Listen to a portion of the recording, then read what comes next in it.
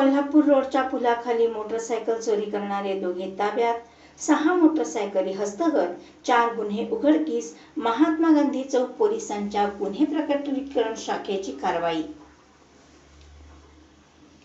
महात्मा गांधी चौक पोलिसांच्या गुन्हे प्रकटीकरण शाखेची कारवाई.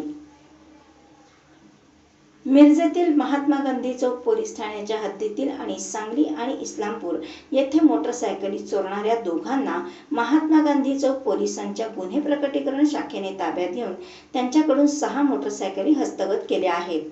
रमेश उर्फ शुभम प्रमोद कांबळे वय 24 राहणार नदीबेस मिरज, प्रथमेश बाबासो सुर्वे वय 25 राहणार बहेन नरसिंगपूर तालुका वाळवा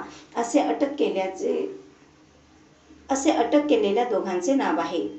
महात्मा गांधी चौक पोलिसांच्या गुन्हे प्रकटीकरण शाखेला खास बातमीदारामार्फत मिळालेल्या माहितीनुसार चोरी केलेली मोटरसायकल ही विक्रीच्या उद्देशाने दोघे जण मिरजेतील कोल्हापूर रोड ब्रिज खाली येत असल्याची माहिती मिळाली.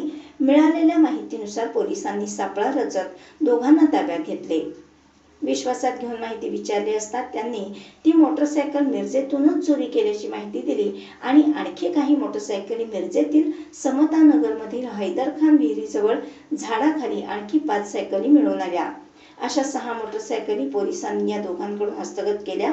तर महात्मा गांधी चौक पोलीस ठाण्याकडील 2, सांगली ग्रामीण पोलीस ठाण्याकडील 1 आणि इस्लामपूर पोलीस ठाण्याकडील 1 असे 4 गुन्हे उघडकीस आले आहेत.